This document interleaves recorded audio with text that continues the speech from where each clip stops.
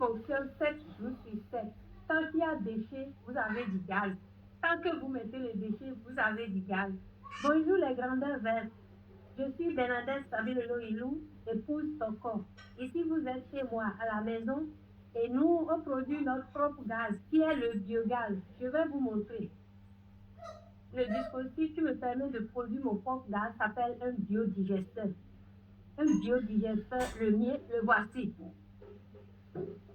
Pour l'alimenter, j'y mets dedans tout ce qui se jette quand on cuisine, les restes de nourriture, les épluchures, l'eau sale, tous les coquilles d'œufs, tout ce que l'on jette quand on cuisine.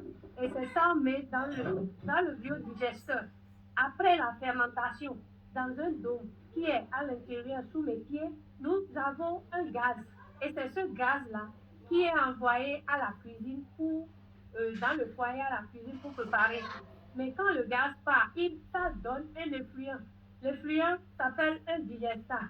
Et l'effluent, le voici. Le voici. Il me permet d'arroser mon potager.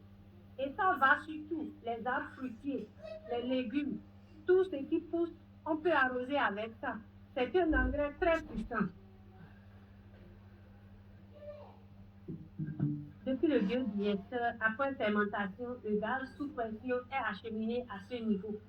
Et voilà, je peux actionner ça ici pour envoyer ça dans mon foyer à la cuisine. Et j'ai même la possibilité de stocker en haut quand j'ai assez de production. Donc, on peut le garder et à n'importe quel moment, à partir de cet appareil, envoyer ça dans le foyer. Je vais vous montrer. Les tuyaux sont là, sous le sol, comment ça fonctionne dans la cuisine. Nous avons là l'arrivée, le tuyau arrivé qui apporte le gaz et on a un filtre pour tamiser un peu et vous voyez, ça va dans ce foyer comme ça. C'est pas un gaz dangereux, même les enfants ici l'utilisent. Et comme ça, on peut préparer tout ce qu'on veut. On a même la possibilité de mettre au four si on veut. Et puis, voilà, c'est notre biogaz. Il fonctionne 7 jours sur 7. Tant qu'il y a déchets, vous avez du gaz. Tant que vous mettez les déchets, vous avez du gaz. Et la quantité de gaz que vous avez dépend de la quantité de déchets que vous avez mis. Ici, mon biodigesteur a toujours des déchets parce que je reçois même des déchets des voisins. Quand ils ont des déchets qui vont pourrir, des choses qu'ils ne peuvent pas garder jusqu'à ce que la société de gestion des ordures arrive et que c'est des choses biodégradables, ils envoient leurs enfants ici et on met ça dans le biodigesteur. Merci beaucoup les grandeurs vertes. Je vous ai montré, j'ai partagé avec vous mon biodigesteur et la possibilité d'avoir son propre gaz à la maison.